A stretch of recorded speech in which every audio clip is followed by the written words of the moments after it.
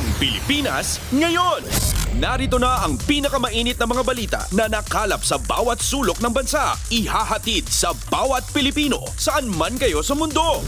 Ang Pilipinas ngayon. Pakinggan ang bawat kaganapan sa bawat lalawigan. Ito ang Pilipinas ngayon.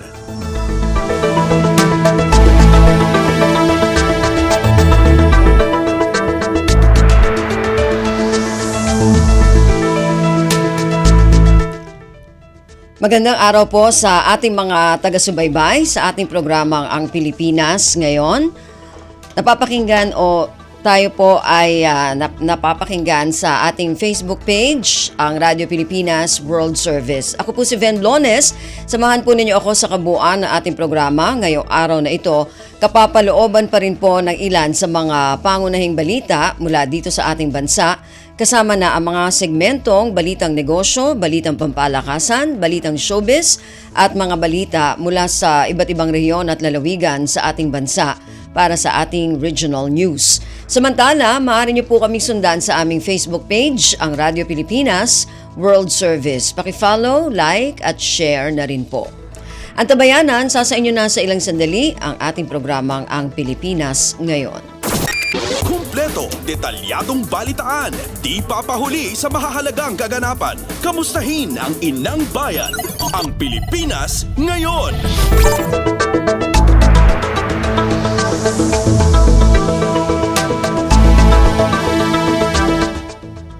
Sa ating mga balita, Pangulong Ferdinand Romualdez Marcos Jr. hindi mamamagitan sa dalawang kapulungan ng Kongreso sa usapin ng impeachment. Ayon kay Communications Undersecretary at Palace Press Officer Attorney Claire Castro, ayaw ng Pangulo na lumugar sa isang sitwasyon na masasabing nakikialam siya tungkol sa usapin ng impeachment. Ang detalye ng balitang ito mula kay Alvin Baltazar. Iwas si Pangulong Ferdinand R. Marcos Jr. na mapag-isipang nangihimasok ito sa usapin ng impeachment. Ito ang sinabi ni Palace Press Officer Attorney Claire Castro nang matanong kung may balak bang kausapin ng Pangulo sina Senate President Chis Escudero at House Speaker Martin Romualdez. Ayaw, sabi ni Castro, ng Pangulo na lumugar sa isang sitwasyon na masasabing nakikialam siya patungkol sa usapin ng impeachment. Subalit kung ang magiging subject ng dialogo ay may kinalaman sa pagsusulong ng kooperasyon at katatagan ng demokrasya sa bansa, ito ay gagawin niya ng punong ekutibo. Pakinggan natin si Palace Press Officer Attorney Claire Castro. Kung pag-uusapan lang po ay ang kanilang diskurso o hindi pagkakaintindihan tungkol sa impeachment, hindi po makikialam ang Pangulo kung sila man po ay may pagtatalo patungkol niyan. Pero sa mga ibang issues po, malamang po. Mula sa Palasyo ng Malacanang para sa Bagong Pilipinas, Alvin Baltazar, Radyo Pilipinas, Radyo Publiko. Ang Pilipinas ngayon, kasama si Ven Blones. Naniniwala ang House Prosecution Panel na hindi dapat agad ipagpalagay na ang pagboto ng Senado para maibalik ang Articles of Impeachment sa Kamara ang magiging desisyon ng mga Senator Judge sa darating na impeachment trial laban sa Vice Presidente. Ito ang pahayag ni Batangas 2nd District Representative Jervil Luistro nang tanungin kung ang naging botohan ng Senado kaugnay ng pagbabalik ng Articles of Impeachment sa Kamara ay indikasyon ng posibleng maging boto ng mga senador sa paglilitis. Anya, mahirap pangunahan ang magiging desisyon ng Senator Judges lalo at wala pang nailalatag na ebidensya. Binigyang diin ni Luistro ang kahalagahan ng pagsunod sa mandato ng konstitusyon na tungkulin ng impeachment court na litisin at magdesisyon base sa mga ilalatag na ebidensya. Samantala, ipinahayag din ni Antipolo Representative Romeo Acop ang pag-asa ng prosecution panel na maaring magbago pa ang isip ng mga senador kapag nakita na ang mga ebidensya laban sa Vice Presidente. Pasada ng mga balita mula sa Pilipinas para sa mga Pilipino saan man sa mundo. Ang Pilipinas ngayon. Tinulungan ng Embahada ng Pilipinas sa Israel ang mga Pilipinong manggagawa na nakaligtas sa missile attack ng Iran. Isang Pilipina ang nasa loob ng isang bomb shelter nang bumagsak ang missile at kasalukuyang nanunuluyan sa isang hotel sa Tel Aviv. Ayon sa Embahada, marami pang tulong ang darating sa mga susunod na araw tulad ng psychosocial support. Pinaalalahanan ng Embahada ang mga Pilipino na manatili sa mamad o bomb shelter na nasa mga residential building sa Israel tuwing may missile alert. Sinabi ni Philippine Ambassador to Israel, Eileen Mendiola, na binuo at nakahanda na ang isang crisis management team para magbigay ng relief goods, muling buhayin ang mga tutuluyan at paghahanda para sa repatriation ng mga Pilipino doon. Kumpleto, detalyadong balitaan, di papahuli sa mahahalagang kaganapan. Kamustahin ang inang bayan, ang Pilipinas ngayon.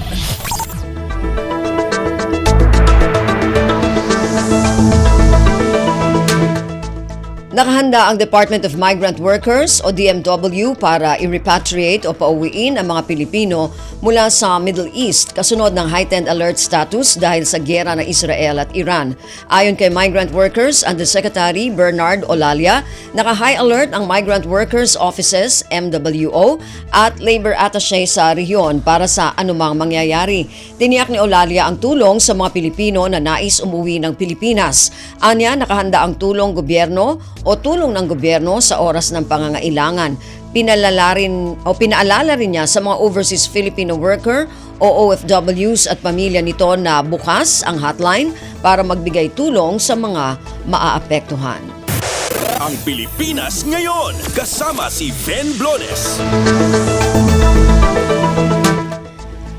Pinalawig pa ng Taiwan ang visa-free entry program nito para sa mga Philippine passport holder hanggang 2026. Inanunsyo ni Taiwanese Minister of Foreign Affairs Lin Chia-lung ang one-year extension sa isang pagtitipon para sa Araw ng Kalayaan na pinangunahan ng Manila Economic and Cultural Office sa Taipei. Ang mga Pilipino ang isa sa mga unang napabilang sa pilot visa-free scheme ng Taiwan noong Nobyembre ng 2017. Maaring manatili ng visa-free sa Taiwan sa loob ng 14 na araw. Pasada ng mga balita mula sa Pilipinas para sa mga Pilipino saan man sa mundo. Ang Pilipinas ngayon.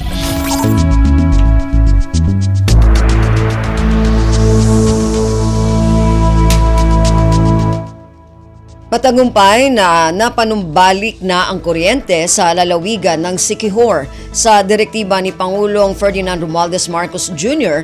na solusyonan ng National Electrification Administration o NEA ang hindi matapos-tapos na ilang araw na rotating brownouts sa probinsya ng Siquijor kung saan libu-libong pamilya, negosyo at paaralan ang apektado. Nabatid na personal na tinugunan ni Pangulong Marcos ang sitwasyon nang siya mismo ang tumingin sa kalagayan ng lalawigan. Nauna rito, binigyan ni Pangulong Marcos ang NEA ng deadline o palugit para mabigyan ng maayos na supply ng kuryente ang lalawigan. Agad na inaksyonan ng NEA para pabilisin ng Province of Siquijor Electric Cooperative ang pagkumpuni sa power generation sets ng Siquijor Island Power Corporation o SIPCOR. Kumpleto, detalyadong balitaan, di papahuli sa mahahalagang kaganapan. Kamustahin ang inang bayan, ang Pilipinas ngayon. Handa ang Department of Education o DepEd sa pagbabalik ng nasa 27 milyong mag-aaral ngayong araw ng Lunes. Ayon kay DepEd Media Relations Chief Dennis Legaspi, all systems go na ang lahat para sa school year 2025-2026. Sinabi ni Legaspi na bibisita si Education Secretary Sani Angara kasama si Pangulong Ferdinand Romualdez Marcos Jr. sa Epifanio de los Santos Elementary School sa Maynila. Bibisitahin din ni Angara ang Tenement Elementary School sa Taguig at isang paaralan sa Binyan at Santa Rosa City sa Laguna. Nauna nang naipadala ng DepEd ang mahigit 33,000 laptops para sa mga guro, 5,300 para sa mga non-teaching staff sa ilalim ng computerization program. Ang Pilipinas ngayon, kasama si Ben Blones. Pagtatatag ng National Public School Database, iminungkahi ni Senador Sherwin Gatchalian. Sinabi ni Gatchalian na welcome development ang hakbang ng Department of Education o DepEd na payagan ang one-time submission ng isang birth certificate para sa buong K-12 education ng isang mag-aaral. Ang detalye ng balitang ito mula kay Nympha Asuncion. Nirerekomenda ni Senate Committee on Basic Education Chairman Senator Sherwin Gatchalian ang pagkakaroon ng isang National Public School Database para mapabilis ang proseso ng enrollment. Ayon kay Gatchalian, maituturing ng isang welcome development ang hakbang ng Department of Education o ng DepEd na payagan ang one-time submission ng birth certificate para sa buong K-12 education ng isang mag-aaral. Pero may mga hakbang pa niyang pwedeng gawin para mas mapabilis at mapadali ang registration ng mga mag-aaral. Lalamanin ng minumungkahing National Public School Database ng Senador ang lahat ng record ng isang estudyante para mas maging madali sa mga guro at sa mga school heads na gawin ng episyente ang kanilang trabaho. Giti Gatchalian, kung mapapadali ang enrollment ay mas mapapalawak rin ang access sa edukasyon. Mula Senado para sa Bagong Pilipinas, Nympha Asuncion, Radyo Pilipinas, Radyo Publiko. Pasada ng mga balita mula sa Pilipinas para sa mga Pilipino saan man sa mundo. Ang Pilipinas ngayon.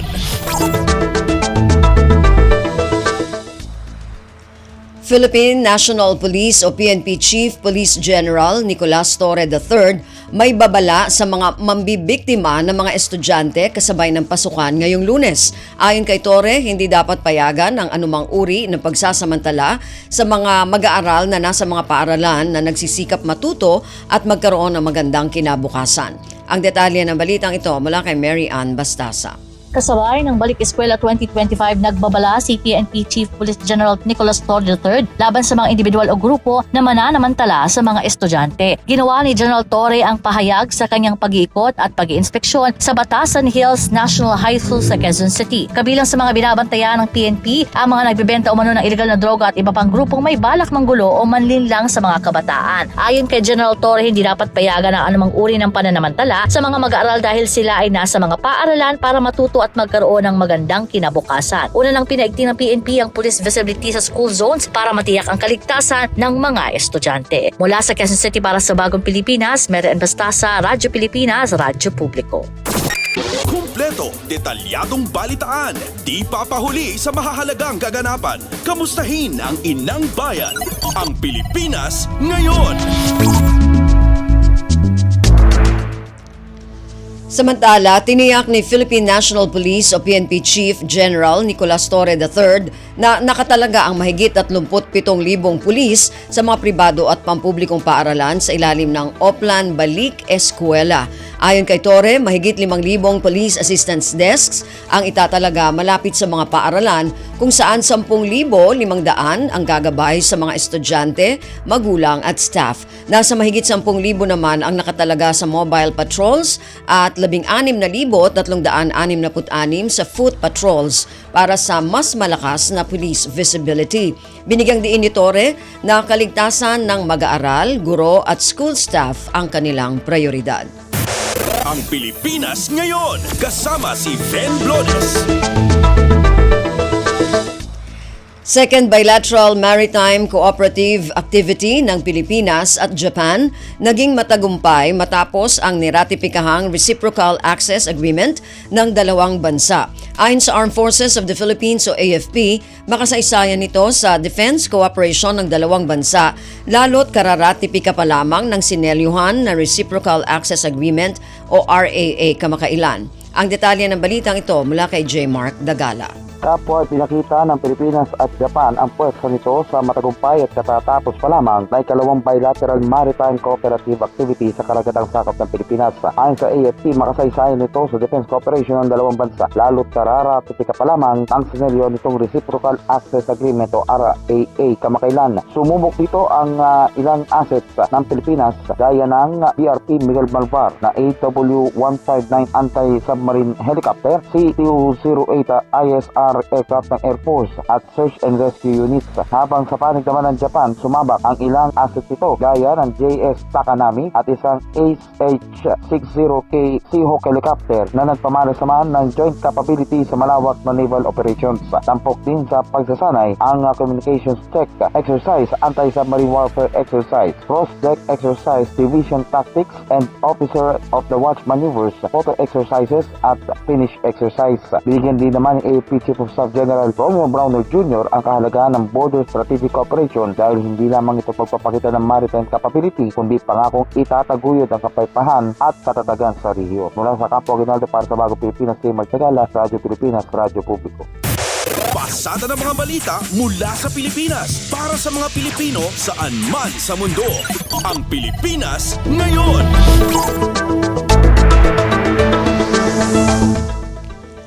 Philippine Coast Guard nakibahagi sa ikalawang trilateral maritime exercise kasama ang US Coast Guard at Japan Coast Guard. Pinagtibay ng Philippine Coast Guard PCG sa naturang pagsasanay ang kooperasyong pandagat sa rehiyon matapos itong makibahagi sa ikalawang trilateral maritime exercise sa Kagoshima, Japan.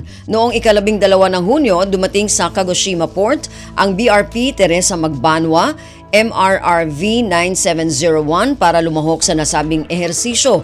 Kabilang sa mga aktibidad ang obserbasyon ng Small Boat Operation and Exercise na isinagawa ng Japan Coast Guard sakay ng PL-69 Koshika nito lamang Hunyo at 13. Sa ngalan ng PCG, ipinahayag ni Lieutenant Romanito Mozo ang pasasalamat sa JCG sa pagbabahagi ng mahalagang kaalaman sa small boat operations. Ang operasyon ay makatutulong sa pagpapaigting ng misyon ng PCG bilang tugon sa direktiba ni Pangulong Ferdinand Romualdez Marcos Jr. na palakasin ang regional maritime cooperation. Ang trilateral exercise ay kinabibilangan din ng Joint Search and Rescue Drill na layuning ipakita ang kahandaan, coordinated response at mas matatag na pagtutulungan sa mga hamong pandagat para sa kapayapaan sa rehiyon. Kumpleto, detalyadong balitaan, di papahuli sa mahahalagang kaganapan. Kamustahin ang inang bayan, ang Pilipinas ngayon. Konektadong Pinoy Act o KPA makatutulong sa mas mabilis at murang internet. Ayon kay House Information and Communications Technology Committee Chair at Navotas Representative Toby Tiangco. Siniguro rin ni Tiangco na isinasaalang-alang ng batas ang seguridad sa cyberspace at pinoprotektahan nito ang kasalukuyang mga pamumuhunan habang isinusulong ang patas at pangmatagalang kompetisyon. Ang detalye ng balitang ito mula kay Kathleen Forbes. Naniniwala ang dalawang House Prosecution Panel member na hindi dapat ipagpalagay na ang naging botohan ng Senado sa pagdemand ng articles of impeachment ay siya na rin magiging desisyon ng mga senator judges sa darating na impeachment trial laban sa Vice-Presidente. Ito ang tugon ni Batangas 2nd District Representative Jervely Wistro nang matanong kung ang 18-5 na botohan ng Senado kamakailan para ibalik ang articles of impeachment sa Kamara ay indikasyon na rin ng posibleng magiging boto ng mga senator judges sa paglilitis. Anya mahirap pangunahan ang magiging desisyon ng senator judges lalo at wala pang ilalatag na ebidensya. Ganito rin ang pahayag ni Antipolo Representative Romeo Acop kung saan naniniwala siya.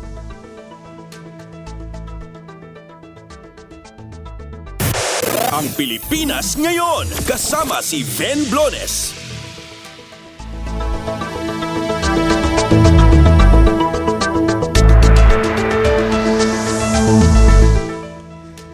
Nagpahayag ng buong suporta ang Bureau of Immigration o BI sa isasagawang investigasyon ng Senado kaugnay sa mga alegasyon ng katiwalian sa kanilang hanay.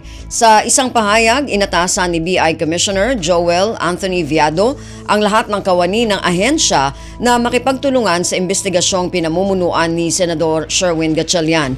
Ayon kay Viado, walang dapat ikabahala ang mga empleyado dahil kilala si Gatchalian sa pagiging patas at makatarungang pagdinig. Hinimok din ni Viado ang mga umano'y concerned employees na nasa likod ng inilabas na white paper na lumantad at tumestigo sa Senado upang mapagtibay ang kredibilidad ng investigasyon.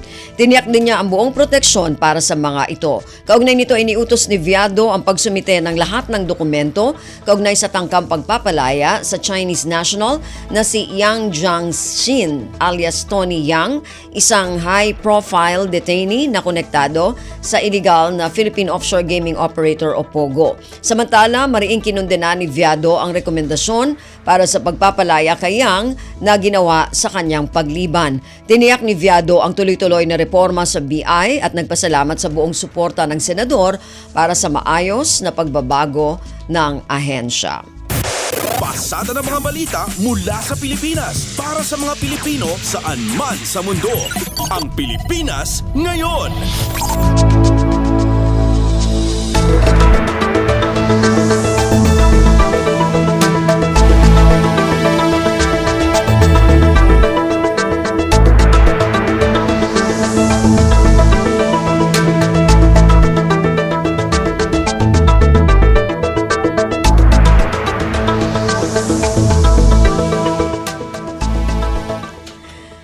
Narinig po ninyo ang ilan sa mga pangunahing balita mula dito sa ating bansa. Samantala, antabayanan naman po ang mga balita mula sa iba't ibang rehiyon at lalawigan dito sa Pilipinas para sa ating regional news pagkatapos ng ilang mga paalala.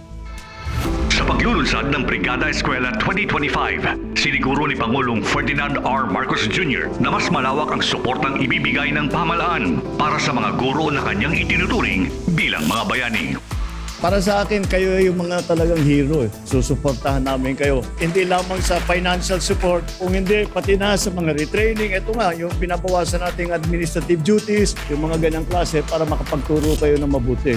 Taus-puso ring pinasalamatan ng Pangulo ang ating mga guro para sa kanilang dedikasyon sa pagtuturo. Kaya maraming salamat sa tulong ninyo at sa lahat ng tuturuan ninyo mga kabataan, napakalaki ang utang na loob nilang lahat at namin lahat sa inyo, mga teacher. Para sa iba pang mga balita at impormasyon, manatiling nakatuto. Tapat sa pag-uulat. Radyo Pilipinas, Radyo Publiko, 738. Paliwanag mo sa tao na hindi totoo yan. Dahil ang totoo, yung totoo ang dapat ninyong malaman. Nagkalat sa internet ang fake news o mali at fake news. Tinatapon niyo yung tao. What they are doing is creating panic. We say no. Yung pagkalat ng fake news. And some of it's dangerous. Sana iwasan po natin pag-spread ng fake news. At di magpapakalat ng disinformation at misinformation ang kasulukuyang administrasyon. Stop telling us fake news because you're wrong. Para sa totoo at mapagkakatiwala ang mga balita at impormasyon, Radyo Pilipinas. Welcome back to school, dear students. Excited na ba kayo? Hooray for the new lessons, new classmates, at new challenges. We wish you all the best this new school year. Have fun, pero syempre, stay focused sa studies. At sama-sama tayo sa Bayang Bumabasa. Isang mensahe mula sa Presidential Broadcast Service at Radyo Pilipinas. This is a public service announcement. Discipline is the key. Umiwas sa aksidente sa daan. Ang pagmamaneho ay may kaakibat na responsibilidad. Hindi basta mapaandar lang ang sasakyan. Kilatisin ang sarili, ang kahandaan sa manibela. Siguruhing inyong konsentrasyon ay hindi magagambala.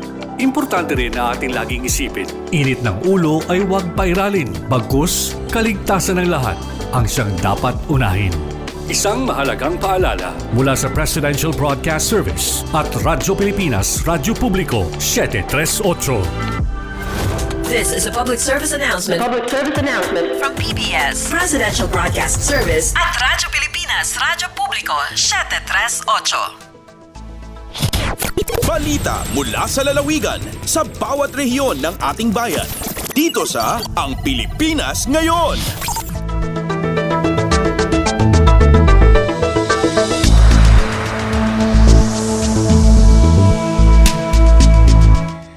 Balik po tayo sa ating programang Ang Pilipinas Ngayon. Dadako naman tayo sa ating regional news para sa araw na ito.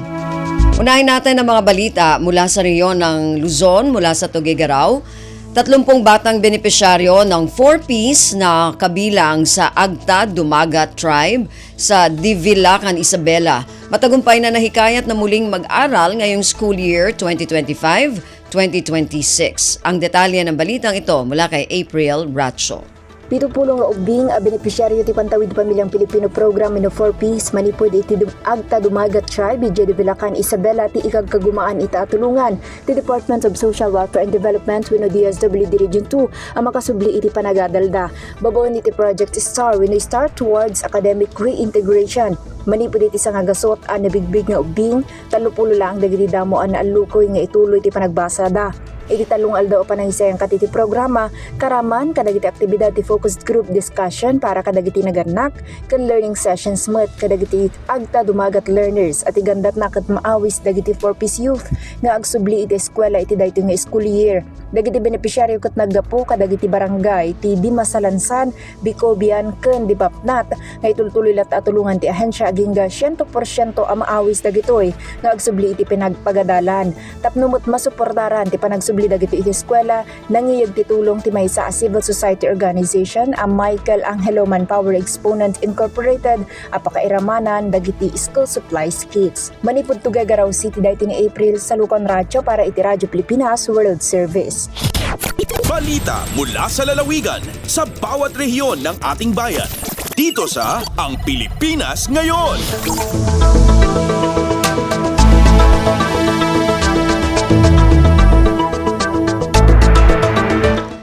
Maraming salamat, April. Yan ang ulat mula sa Tugigaraw. Samantala, dumako naman tayo sa Baguio. Kaso ng invasive meningococcal disease sa Cordillera, itinuturing na fatal o nakamamatay. Ang detalye ng balitang ito mula kay Jong Munar.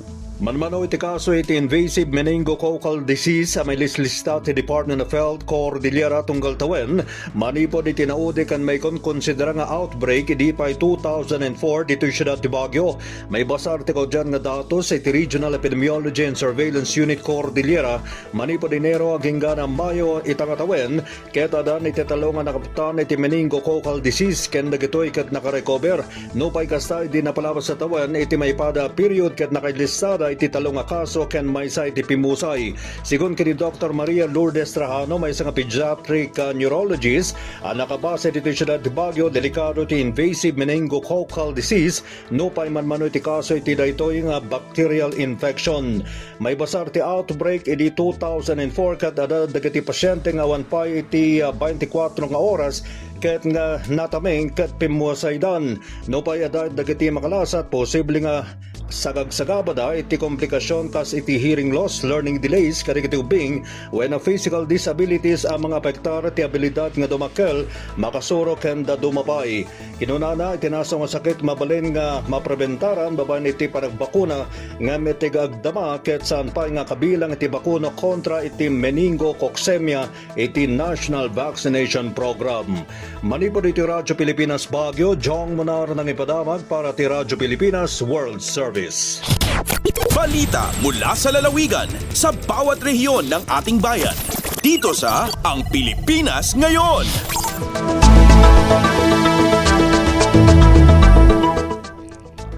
Maraming salamat, Jong. Yan ang ulat mula sa Baguio. Dumako naman tayo sa Virac. Chemical na pinaniniwala ang ginagamit sa illegal fishing, inilipat na sa kapulisan sa Virac, Catanduanes. Ang detalye ng balitang ito mula kay Rosie Nieva. Sarong pigtutubudan na illegal na kemikal na pigagamit subuot sa illegal na pagsisira ang voluntaryong pig-turnover kan mga opisyal kan sarong barangay sa Virac Municipal Police Station sa Virac, Catanduanes. Nakatalaan ining isa irarom sa pagsusuri kan PNP-EOD asin K9 Group, Siringman and Bureau of Fisheries and Aquatic Resources o BIFAR ang nasambitan ng kemikal para sa formal na identifikasyon asin pagproseso kan posibleng kasong legal kung kinakaipuhan. Sigon sa Virac MPS, ang nasambitan ng lakdang ang resulta kan pinahigot na kampanya kan mga otoridad kontra sa illegal na pagsisira na obhetong protektahan asin pangatamanan ang yamang dagat sa Banwaan kan Virac. Nagpahayag man yung pasasalamat si Police Police Lieutenant Colonel Luis Manuel de la Peña, Hepe kan Virac MPS, sa mga opisyal kan barangay asin komunidad sa padagos na pakikisumaro asin pakikipagtabangan sa kapulisan sa pagpapahigot kan kampanya laban sa mga ilegal na aktibidad. Gikan sa RP Virac, ini si Rosie Nieva para sa Radyo Pilipinas World Service. Balita mula sa lalawigan sa bawat rehiyon ng ating bayan. Dito sa Ang Pilipinas Ngayon.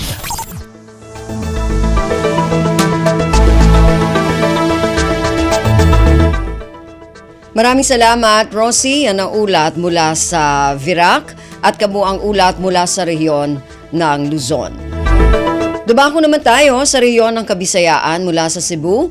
Bagong bulk water project ng Kapitolyo sa Cebu, saklaw ang Southern Cebu LGU. Ang detalye ng balitang ito mula kay Jessa Agua Ilanan. Gisubhan ang labing bagong bulk water project sa Kapitolyo sa Subo nga naglaraw sa pagserbisyo sa habagatang bahin sa lalawigan. Mukabat sa 25 ka mga local government units ang sakop sa 3 billion pesos Water System Development Program sa Cebu Provincial Government. Ang tubig para sa bulk water project adto kuhaon sa tubod sa lungsod sa Mualboal, diin usang ka modern water treatment facility ang gitukod sa Barangay Bala. Dagkong reservoir ug water storage tanks ang giandam aron makasupply og 6,000 cubic meters nga tubig matag adlaw. Sa kasamtangan, siyam na kabarangay sa Mualboal ang nakapahimulo sa supply sa tubig nga naglangkob sa Saavedra, Tubli, Basdiot, Poblacion West, Poblacion East, Tunga, Lanao, Bugho ug Bala. Kini nagtubag sa panginahanglanon sa tubig sa Mualboal nunot sa nagkadaghang mga turista ug bisita sa maong lungsod. Gikan sa RP1 Cebu, sa Agua Ilanan para sa Radyo Pilipinas World Service. Balita mula sa lalawigan sa bawat rehiyon ng ating bayan. Dito sa Ang Pilipinas Ngayon. Maraming salamat, Jessa. Yan ang ulat mula sa Cebu. Samantala, dumako naman tayo sa Iloilo. Inflation sa Western Visayas patuloy sa pagbaba. Ang detalye ng balitang ito mula kay Emmy Santiagudo. Nagahinay ang paghulag sang headline inflation o kung paghulag sang presyo sa mga produkto kag serbisyo sa Western Visayas sang Mayo. Sandig sa report sang Philippine Statistics Authority o kung PSA Western Visayas, nagdangat lang sa 1.5% ang inflation rate sa rehiyon sang Mayo 2025. Mas manubo ini sa 1.8% nga nabalhag sang Abril 2025, pati na sa 4.3% nga na-record sang Mayo 2024. Ang pagdubo sang headline inflation ang resulta sang mas mahinay nga tuigan nga pagsaka sa index sang food and non-alcoholic beverages kag transport. Samtang nakita naman sang pagsaka ang index sang alcoholic beverages and tobacco, housing, water, electricity, gas and other fuels, furnishings, household equipment and routine, household maintenance, health information and communication, recreation, sports and culture, kag personal care. Wala naman sa may nakita nga pagbago sa index ang clothing and footwear, education services, restaurants, and accommodation services kag financial services. Nagikan sa Iloilo, Emro Santiagudo para sa Radyo Pilipinas World Service. Balita mula sa lalawigan sa bawat rehiyon ng ating bayan. Dito sa Ang Pilipinas Ngayon. Maraming salamat, Emmy. Yan ang ulat mula sa Iloilo at kabuuan na ulat mula sa rehiyon ng Kabisayaan.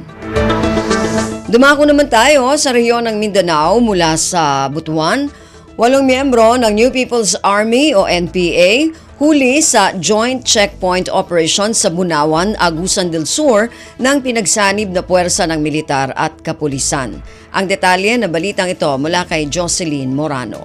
8 ka mga communist terrorist diin upat niini ang dunay arrest warrant ang nasikop sa hiniusang pwersa sa Agusan del Sur Police Provincial Office, Regional Intelligence Division kun RID 13, Regional Intelligence Unit 13 kun RID 13, Davao de Oro PIU ug tropa sa 67th IB, 60th IB, 25th IB ug 101st Brigade sa Philippine Army. Ang pag-aresto nahitabo sa usa ka joint checkpoint operation bandang 1:40 sa buntag adlong Sabado, June 14, dito sa Barangay Bunawan Group, Bunawan, Agusan del Sur. Nakumpiska gikan sa mga nasikop nga NPA ang upat ka mga improvised explosive devices, 4 ka hand grenades, 1 ka caliber 45 pistol ug cash nga mo kantidad sa 11,000 pesos. Pahayag ni Police Regional Office 13 Regional Director Police Brigadier General Christopher Abrahano, lain kining kalampusan sa pagbuntog sa mga teroristang grupong naglihok sa rehiyong Caraga dala sa padayong implementasyon sa Whole of Nation approach ug mas gipakusgang kampanya kontra NPA. Gikan sa RP Butuan, kini si Jocelyn Morano para sa Radyo Pilipinas World Service. Balita mula sa lalawigan sa bawat rehiyon ng ating bayan. Dito sa Ang Pilipinas Ngayon. Maraming salamat, Jocelyn. Yan ang ulat mula sa Butuan at kabuang ulat mula sa rehiyon ng Mindanao. Narinig po ninyo ang ating regional news para sa araw na ito. Kalipunan ng mga balita mula sa iba't ibang rehiyon at lalawigan dito sa Pilipinas.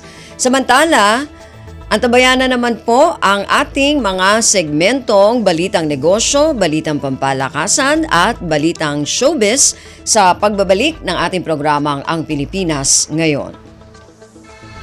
Sa paglulunsad ng Brigada Eskwela 2025, siniguro ni Pangulong Ferdinand R. Marcos Jr. na mas malawak ang suportang ibibigay ng pamahalaan para sa mga guro na kanyang itinuturing bilang mga bayani. Para sa akin, kayo yung mga talagang hero. Susuportahan namin kayo. Hindi lamang sa financial support, kung hindi, pati na sa mga retraining. Ito nga, yung pinabawasan nating administrative duties, yung mga ganyang klase para makapagturo kayo ng mabuti. Taus-puso ring pinasalamatan ng Pangulo ang ating mga guro para sa kanilang dedikasyon sa pagtuturo. Kaya maraming salamat sa tulong ninyo at sa lahat ng tuturuan ninyo mga kabataan, napakalaki ang utang na loob nilang lahat at namin lahat sa inyo, mga teacher. Para sa iba pang mga balita at impormasyon, manatiling nakatuto. Tapat sa pag-uulat. Radyo Pilipinas, Radyo Publiko, 738. This is a public service announcement. Alamin, ito ang walang pasok guide batay sa DepEd Order No. 37 Series of 2022. Sa panahong may bagyo, automatic na walang pasok for all levels sa mga lugar na may nakataas na Tropical Cyclone Wind Signal o TCWS number 1, 2, 3, 4 at 5. Automatic suspended naman ang klase at trabaho kung ang TCWS ay inilabas sa oras na nagsimula na ang klase. Para sa mga lugar na hindi kabilang sa TCWS, ngunit nakararanas ng malakas na hangin o ulan, nakadepende kay Mayor o kay Governor ang desisyon sa suspensyon. Tandaan, sakop lamang ng DepEd Order na ito ang levels K-12 sa mga pampublikong paaralan, ngunit may option naman ang mga pribadong paaralan, state or local universities and colleges na sundin ito. This is a public service announcement. Public service announcement from PBS, Presidential Broadcast Service, and Radyo Pilipinas. Paliwanag mo sa tao na hindi totoo yan. Dahil ang totoo, yung totoo ang dapat ninyong malaman. Nagkalat sa internet ang fake news o mali at fake news. Tinatapon niyo yung tao. What they are doing is creating panic. We say no. Yung pagkalat ng fake news. And some of it's dangerous. Sana iwasan po natin pag-spread ng fake news. At di magpapakalat ng disinformation at misinformation ang kasulukuyang administrasyon. Stop telling us fake news because you're wrong. Para sa totoo at mapagkakatiwalaang mga balita at impormasyon, Radyo Pilipinas. Lagay ng ekonomiya, kalakalan, negosyo at iba pa. Atin ang alamin dito sa Ang Pilipinas Ngayon.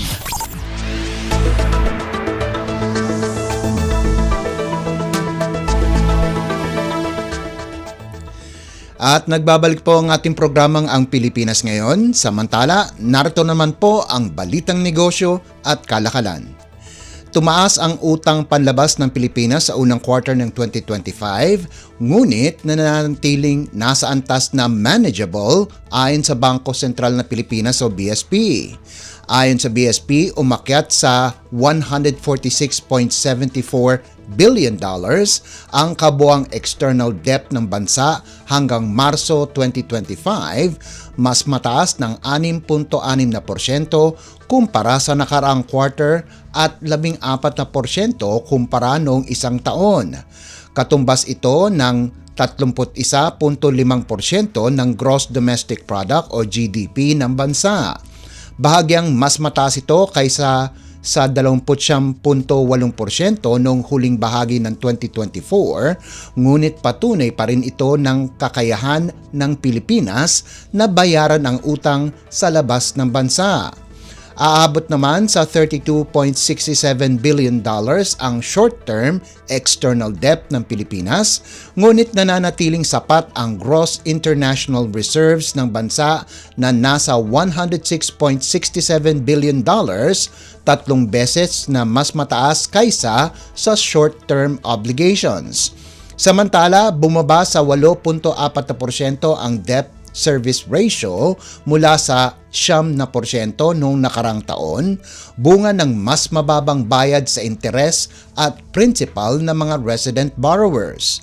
Ang nasabing pagtaas ng utang ay dulot ng pangungutang ng pamahalaan para sa mga proyektong pang-infrastruktura at short-term financing ng mga bangko.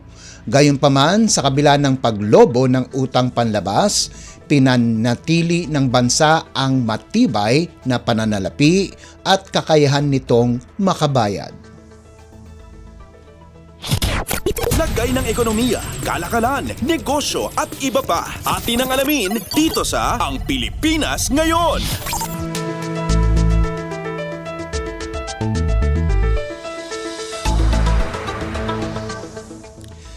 Pinalawig pa ng Bureau of Internal Revenue o BIR ang deadline para sa paghahain ng aplikasyon sa Estate Tax Amnesty Program hanggang Hunyo 16. Nitong Sabado, Hunyo 14, sana ang orihinal na deadline ng aplikasyon para makapag-avail sa programa.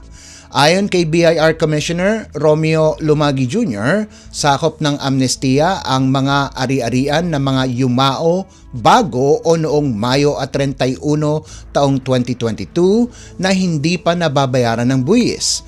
Dahil sa dagsa ng mga aplikante, inanunsyo ng BIR ang mga available na payment facility upang ma-accommodate ang mga taxpayer na nagnanais mag-avail ng estate tax amnesty hanggang sa pinalawig na deadline ngayong Lunes. Maaaring magbayad ang mga aplikante over-the-counter sa mga authorized agent banks o AABs, gayon din sa mga BIR-approved electronic payment o e-payment gateways at sa mga revenue collection officers o RCOs o revenue district offices o RDOs para sa mga manual official receipts. Lagay ng ekonomiya, kalakalan, negosyo at iba pa. Atin ang alamin dito sa Ang Pilipinas Ngayon.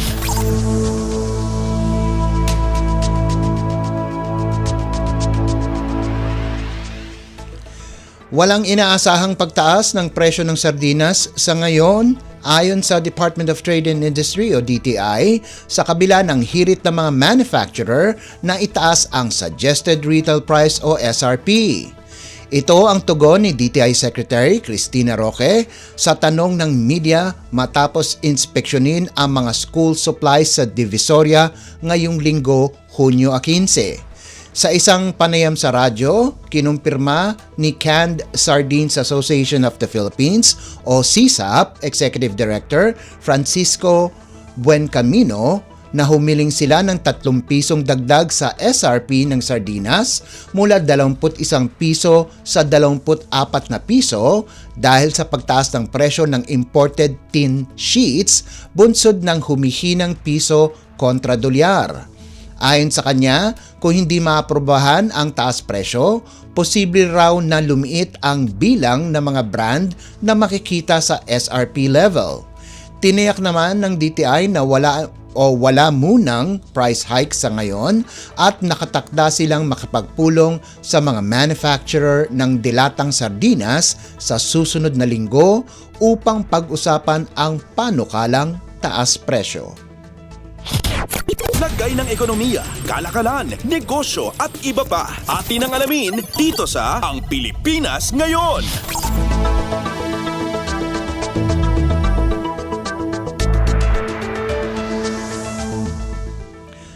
Pinalawig pa ng Taiwan ang visa-free entry para sa mga Pilipino hanggang Hulyo 31 taong 2026. Ito ang inanunsyo ni Taiwanese Foreign Affairs Minister Lin Chia-lung para sa extension ng visa-free entry para sa mga may hawak ng Philippine passport sa ginanap na pagtitipon kaugnay ng pagdiriwang ng ika-127 anibersaryo ng Araw ng Kalayaan ng Pilipinas na pinangunahan ni MECO Chairperson Cheloy Vilicaria Garafil. Ayon kay Minister Lin, ang hakbang ay bilang pakikiisa sa prinsipyo ng reciprocity o pagkakapantay-pantay ng pagtrato sa mga mamamayan ng dalawang bansa. Dagdag pa niya, inaasahan nilang darating din ang panahon na makapaglalakbay na rin ang mga Taiwanese sa Pilipinas ng walang visa. Unang isinama ang Pilipinas sa Pilot Visa-Free Scheme ng Taiwan noong Nobyembre taong 2017 na nagpapahintulot sa mga Pilipino na manatili sa Taiwan ng hanggang 14 na araw nang walang visa. Lagay ng ekonomiya, kalakalan, negosyo at iba pa. Atin ang alamin dito sa Ang Pilipinas Ngayon.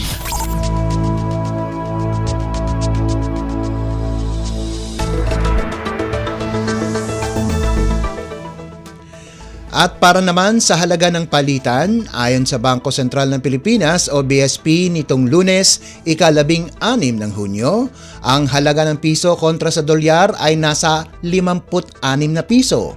Ang Japanese yen naman po ay nagkakahalaga ng 39 na sentimo. Ang Singaporean dollar ay nasa 43 piso at 68 sentimo. 4 na sentimo naman ang won ng South Korea at nagkakahalaga ng 7 piso at 79 na sentimo ang isang yuan ng China.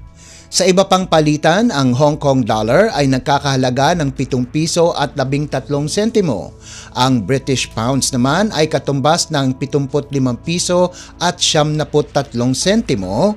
Nasa 64 na piso at 60 sentimo ang euro, 41 piso at 18 sentimo ang Canadian dollar, habang ang Saudi Arabian Rial ay nagkakahalaga ng 14 na piso at 72 sentimo.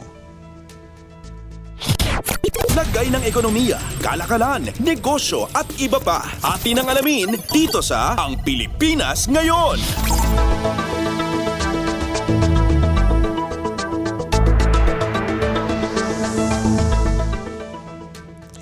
At yan po ang ating balitang negosyo at kalakalan. Samantala, antabayanan nyo naman po ang ating segmentong Sports Balita.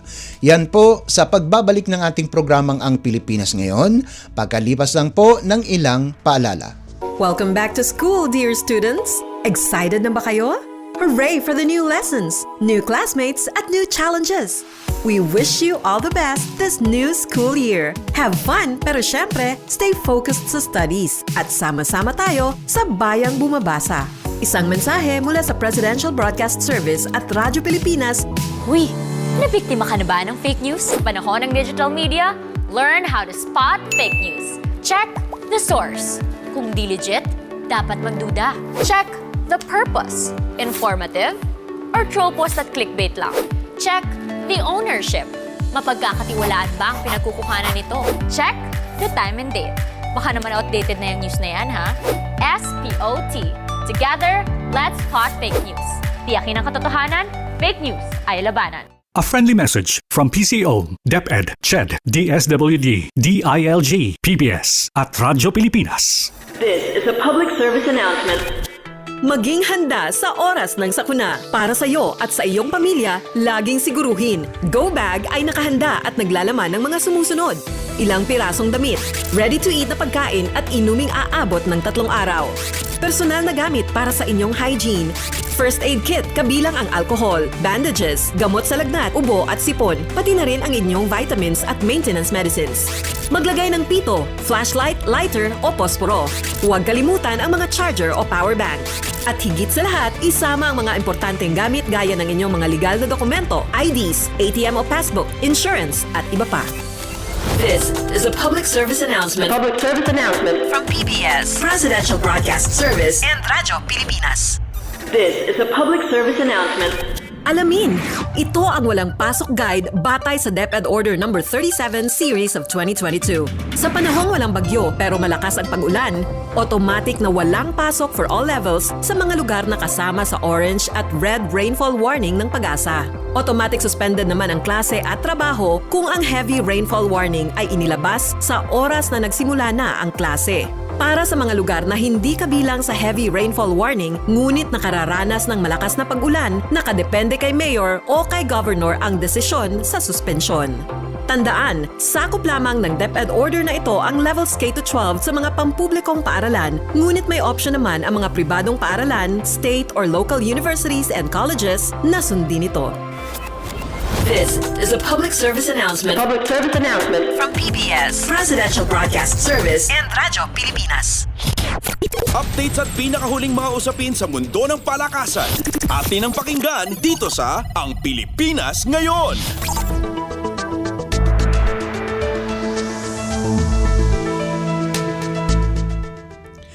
At nagbabalik po ang ating programang Ang Pilipinas Ngayon. Narito naman po ang sports balita. Matagumpay ang pagbabalik ni Nonito Donaire Jr. sa edad na 42 pagkaraan ang technical decision panalo laban kay Andres Campos na ginanap sa Casino Buenos Aires sa Argentina. Huling nakita sa aksyon si Donaire ay noon pang Hulyo taong 2023 kung saan natalo siya sa pamamagitan ng unanimous decision kay Alexandro Santiago. Sa round 9, nagkaroon ng accidental headbutt na nagdulot ng punit sa kanang kilay ni Donaire at nagdulot ito ng paghinto ng referee at pumunta sa mga scorecard. Lahat ng hurado ay pumabor kay Donaire at ibinigay sa kanya ang 9th round technical decision para mapaganda ang kanyang professional na record sa 43 wins, 8 losses na may 28 knockouts. Lumabas sa scorecards ay 88-83, 87-84 at 87-84, lahat pumabor kay Donaire. Updates at pinakahuling mga usapin sa mundo ng palakasan. Atin ang pakinggan dito sa Ang Pilipinas Ngayon.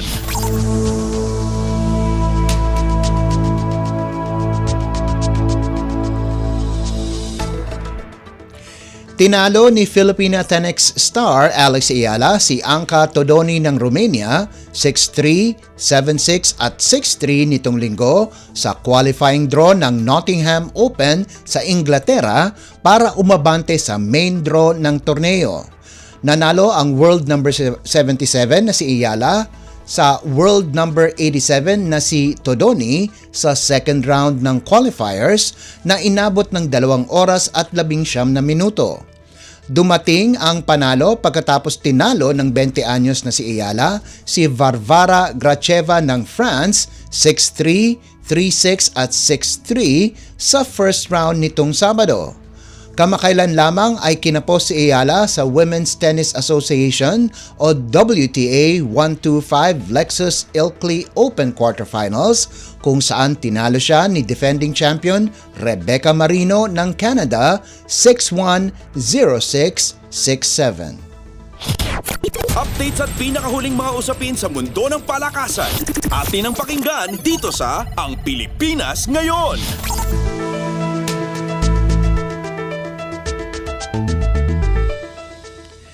Sinayang ng Barangay Ginebra ang maagang abante subalit naka-recover sa tamang oras para talunin ang Rain or Shine 98-80 at kunin ang isang twice-to-beat bonus sa PBA Season 49 Philippine Cup na ginanap sa Inares Center sa Antipolo nitong linggo.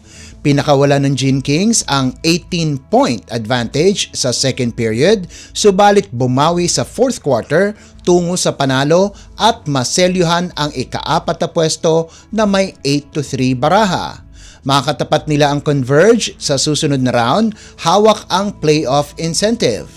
Binuhat ni Stephen Holt ang Gin Kings sa natipon nitong double-double na may 27 puntos at 12 rebounds kasama pa ang 4 na assist, habang sina Japeth Aguilar at Jamie Malonzo ay nagambag ng 18 at 15 markers ayon sa pagkakasunod. Dahil sa panalo, nakumpleto na ang top 8 kung saan nakuha ng San Miguel ang top seed at makakatapat nito ang 8th seeded na Meralco sa quarterfinals, habang magtutuos ang NLEX at Rain or Shine. Magbabanggaan naman ang 3rd seed Magnolia at ang nangangarap na maka-Grand Slam na Token Tex, habang makakaharap ng Ginebra ang Fiber Xers. Magsisimula ang quarterfinals itong Miyerkules, kung saan target ng NLEX at Magnolia na pumasok kaagad sa semifinals, habang ang San Miguel at Ginebra ay may kaparehong layunin pagdating ng Biyernes. Updates at pinakahuling mga usapin sa mundo ng palakasan. Atin ang pakinggan dito sa Ang Pilipinas Ngayon.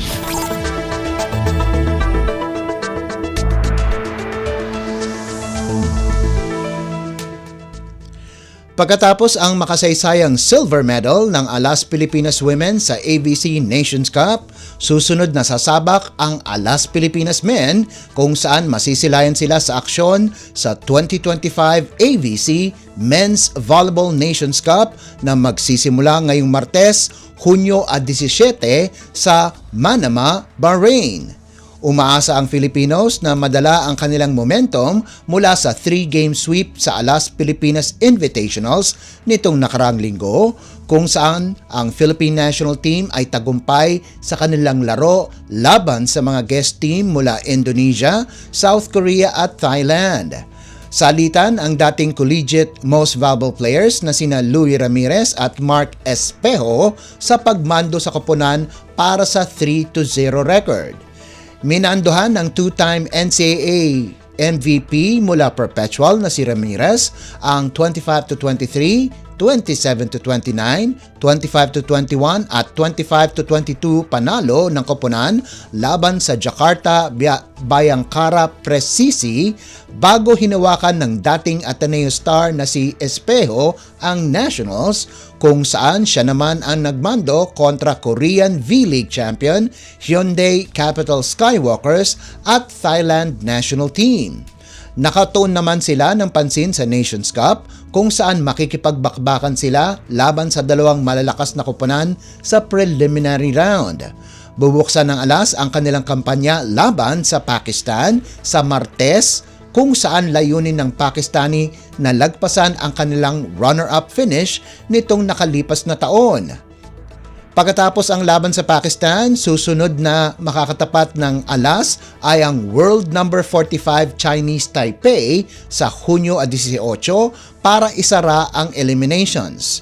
Ang dalawang koponan na may pinakamagandang record sa bawat pool ay aabante sa quarterfinals, habang ang iba pa ay maglalaban muli sa classification phase.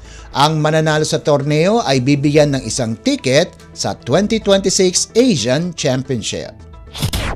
Updates at pinakahuling mga usapin sa mundo ng palakasan. Atin ang pakinggan dito sa Ang Pilipinas Ngayon.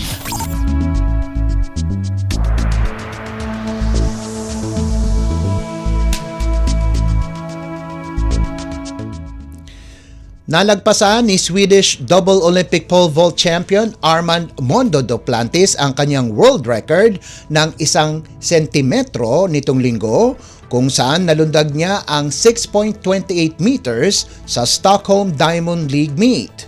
Ito na ang ika-12 beses na sinira ng 25 anyos na si Duplantis ang world record, kung saan isang beses niya lang ito tinangka at nalagpasan niya kaagad para basagin ang sarili niyang 6.27 meter record noong Pebrero.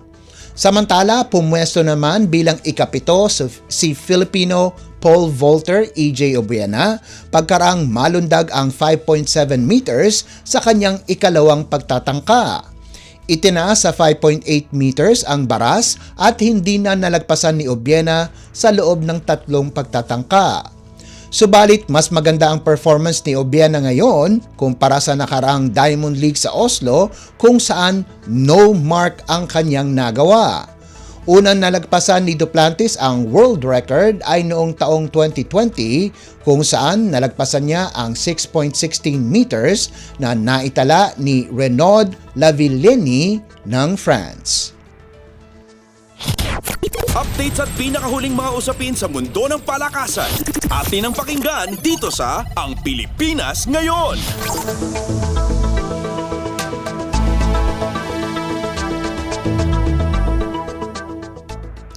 At bilang pangwakas sa ating segmentong sports balita, klinaro ng University of the East ang mga lumalabas na ulat tungkol sa kalagayan ng kanilang women's volleyball team at sinabing ang hindi pag-renew ng kanilang sponsor at ilang pagbabago sa liderato ng koponan ang nagresulta ng malawakang pagbabago. Sa isang pahayag, sinabi ng university na maraming kumakalat na balita na mali ang impormasyon at binigyan diin na napagdesisyonan ng Strong Group Athletics na hindi i-renew ang kanilang sponsorship sa koponan pagkaraan ang UAAP Season 87. Dahil dito, ang coaching staff sa ilalim ng sponsor ay tinapos na din ang kanilang pamamalagi sa koponan. Nagtalaga na din ang university ng mga panibagong coach sa koponan, sa basbas na din ng Pangulo at sa UE Sports Committee. Dahil dito, nagkaroon muli ng tryout para suriin ang mga potensyal at mga players na ng koponan. Nagtapos ang UE Lady Warriors nitong Season 87 na hindi man nakakuha ng isang panalo sa lahat ng kanilang 14 na laro. Updates at pinakahuling mga usapin sa mundo ng palakasan. Atin ang pakinggan dito sa Ang Pilipinas Ngayon.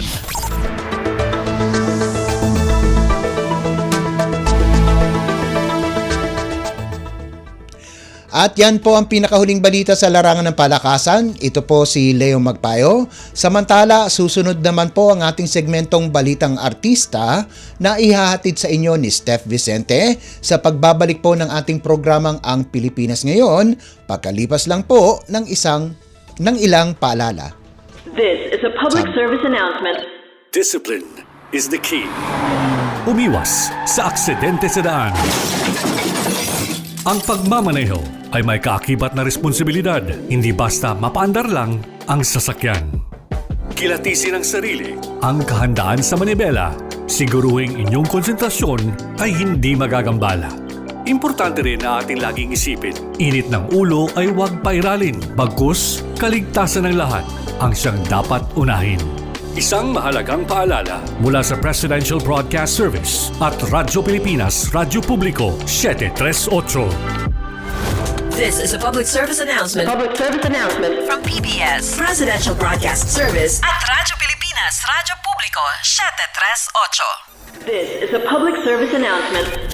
Alamin, ito ang walang pasok guide batay sa DepEd Order No. 37 Series of 2022. Sa sitwasyon ng pagbaha, automatic na walang pasok for all levels sa mga lugar na kasama sa flood warning ng Pag-asa. Automatic suspended naman ang klase at trabaho kung ang flood warning ay inilabas sa oras na nagsimula na ang klase. Para sa mga lugar na hindi kabilang sa flood warning ngunit nakararanas ng pagbaha, nakadepende kay Mayor o kay Governor ang desisyon sa suspensyon. Tandaan, sakop lamang ng DepEd order na ito ang levels K-12 sa mga pampublikong paaralan, ngunit may option naman ang mga pribadong paaralan, state or local universities and colleges na sundin ito. This is a public service announcement. From PBS, Presidential Broadcast Service and Radyo Pilipinas. Paliwanag mo sa tao na hindi totoo yan. Dahil ang totoo, yung totoo ang dapat ninyong malaman. Nagkalat sa internet ang fake news o mali at fake news. Tinatapon niyo yung tao. What they are doing is creating panic. We say no. Yung pagkalat ng fake news. And some of it's dangerous. Sana iwasan po natin pag-spread ng fake news. At di magpapakalat ng disinformation at misinformation ang kasulukuyang administrasyon. Stop telling us fake news because you're wrong. Para sa totoo at mapagkakatiwalaang mga balita at impormasyon, Radyo Pilipinas. Magandang balita balita para sa bawat manggagawang Pilipino. Nakamit natin itong 2024 ang pinakamababang unemployment rate since 2005. Ayon sa NEDA, mas dumami ang may hanap buhay at patuloy na gumaganda ang kalidad ng mga trabaho. Naitala na nagtapos ang 2024 na 3.8% na lang ang ating unemployment rate. Ibig sabihin nito'y nasa 50.19 milyong Pilipino na ang may trabaho at bumaba na sa 1.63 milyon ang walang trabaho. Mas kaunti na rin ang mga naghahanap ng dagdag na kita o ekstrang trabaho. Mula sa 11.9% ng 2023, 10.9% na lang nitong 2024. Mas maraming Pilipino na ang may sapat at disenteng hanap buhay. Para sa tuloy-tuloy na pag-unlad ng ating labor market, narito ang ginagawa ng pamahalaan. Enterprise-based Education and Training Framework para matiyak na ang skills ng ating mga manggagawa ay tugma sa pangangailangan ng industriya. Inclusive work arrangements para mabawasan ang hadlang sa trabaho, lalo na sa kababaihan at kabataan. Action Fund and Emergency Repatriation, agarang tulong para sa mga OFW na nangangailangan. Oo, may mga pagsubok pa, pero tuloy ang suporta ng gobyerno upang makalikha ng mas maraming trabaho, mas maunlad na kabuhayan at mas magandang kinabukasan para sa bawat Pilipino. Ang latest, ang hottest sa showbiz and entertainment. Heto na sa Ang Pilipinas Ngayon.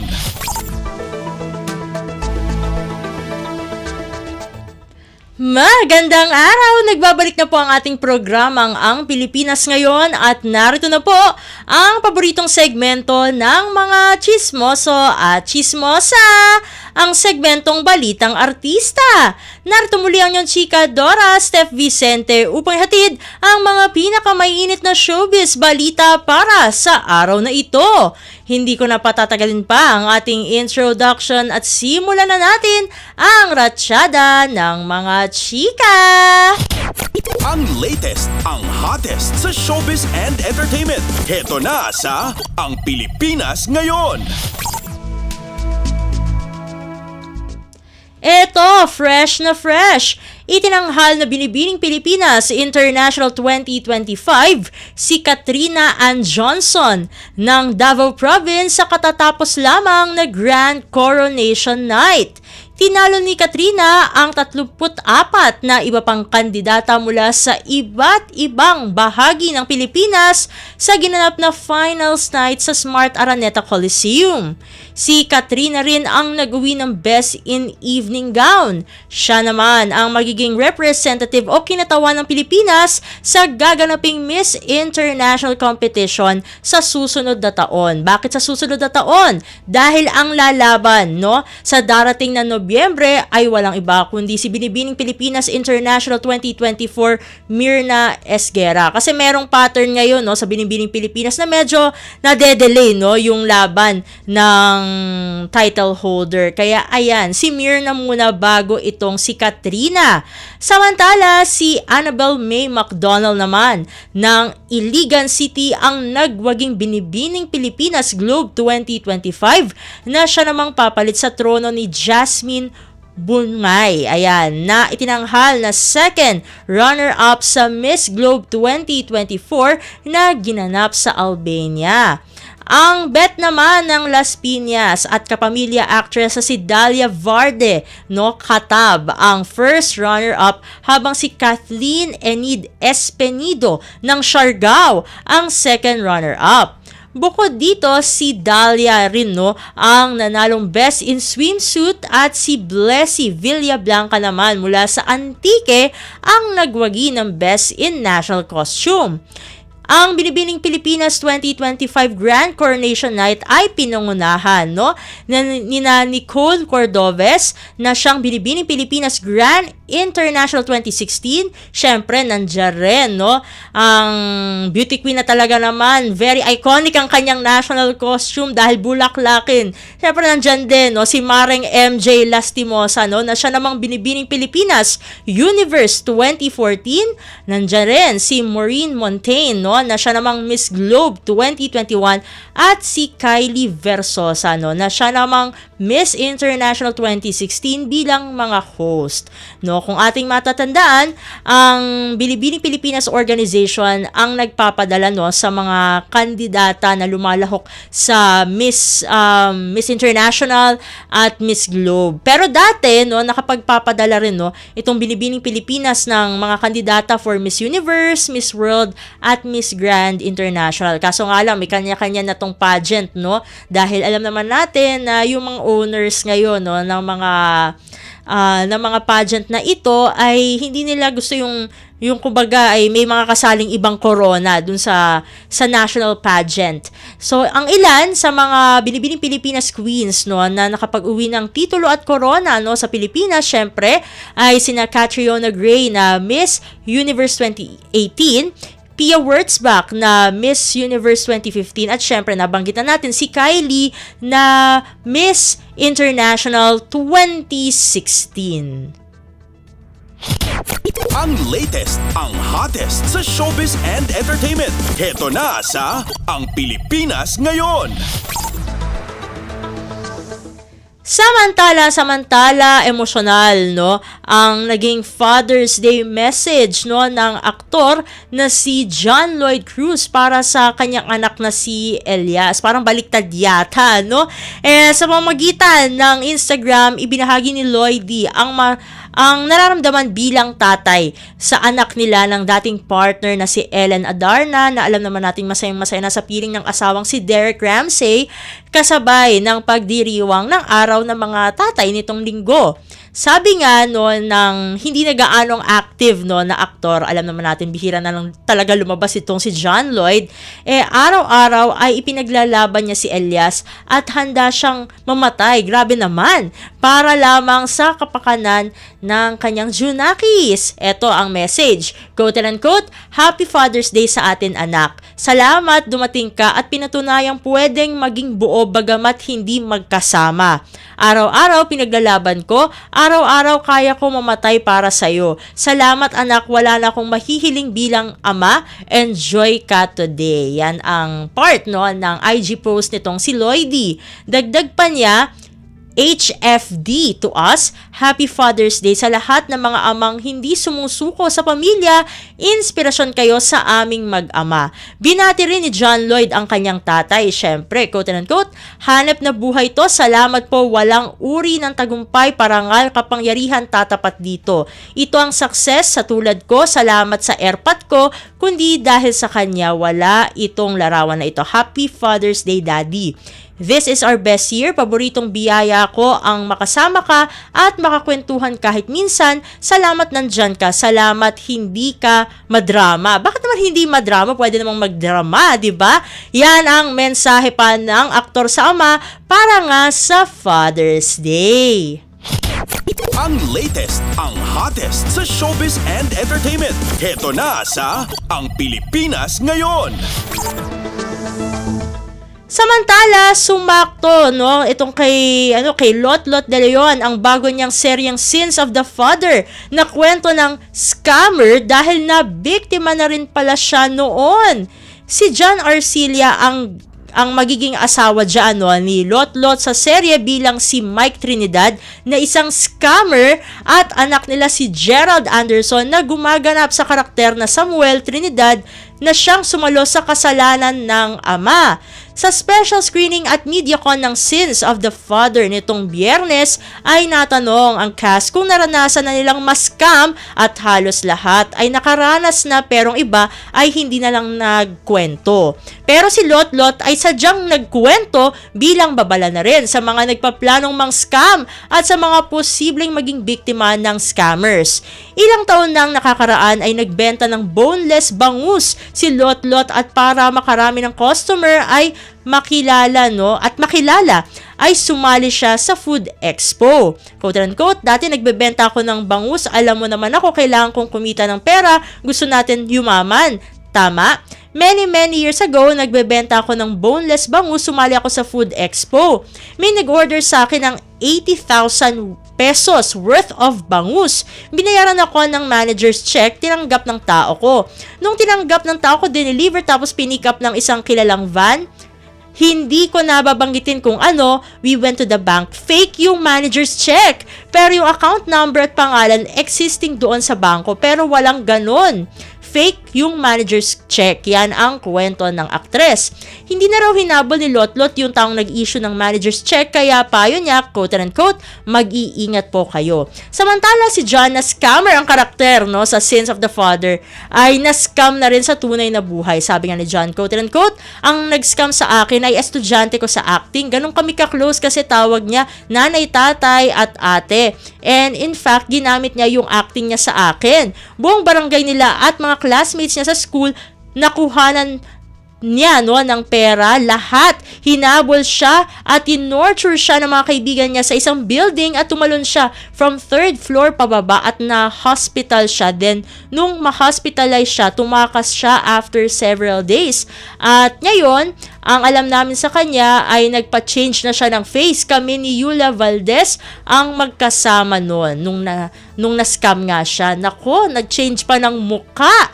Anyway, hanggang sa kasalukuyang panahon ay patuloy pa rin, no, ang mga agent, no, ng NBI maging ang ating kapulisan sa pagtugi sa mga scammer, no, dito sa Pilipinas, no. At yan nga, mapapanood nga ang Sins of the Father simula, no, sa June 23, ayan, syempre, sa Kapamilya Channel yan. At kasama dyan, bukod kina John, Lotlot at Gerald, ay kasama rin sa serye sina Jessie Menjola, Shaina Magdayaw, JC De Vera, Francine Diaz, Seth Fedelin, Gerald Napoles, Jeremiah Lisbo, L.A. Santos, Joshua Eliason, Tirso Cruz III, at marami pang iba. Ang latest, ang hottest sa showbiz and entertainment. Heto na sa Ang Pilipinas Ngayon. Naku, konti lang ang oras natin para sa ating segmentong Balitang Artista. Maraming salamat mga kachismis para sa inyong pakikinig sa ating segmento. Ako muli, ang inyong chikadora Steph Vicente para sa Radyo Pilipinas World Service. Magbabalik na po ang ating kasamang si Ven Blones.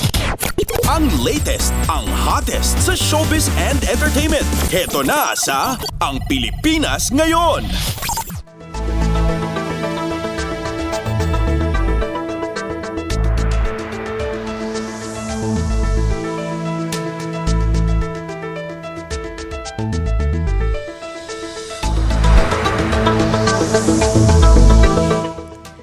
Narinig po ninyo ang ating mga segmentong Balitang Negosyo, Balitang Pampalakasan at Balitang Showbiz. Yan po ang kabuuan ng ating programang Ang Pilipinas Ngayon. Magpapasalamat muna tayo sa ating mga nakasama sa ating programa ngayong araw na ito. Sa ating mga executive producer, kina Steph Vicente at Jerome Toledo, sa mga nakasama natin sa ating technical side, kina Susan Aizon, Milo Jonella, Hero Lucero at Anthony Pimentel. Maraming salamat din sa mga kasamahan natin na nag-ulat para sa ating mga segmento, para sa ating Balitang Negosyo at Balitang Pampalakasan, kay Leo Magpayo at sa ating Balitang Showbiz, kay Steph Vicente, sa mga kasama natin na nag-ulat mula sa iba't ibang rehiyon at lalawigan dito sa Pilipinas, para sa ating regional news at sa ating station manager na si Mr. Ray Sampang. Hanggang sa susunod na edisyon na ating programang Ang Pilipinas Ngayon, ako pong muli si Ven Blones. Maraming salamat po at mabuhay po tayong mga Pilipino. At yan ang Pilipinas Ngayon. Muling samahan si Ven Blones sa parehong oras at alamin ang pinakahuling mga kaganapan at balita saan man kayo naroon. Ang Pilipinas Ngayon.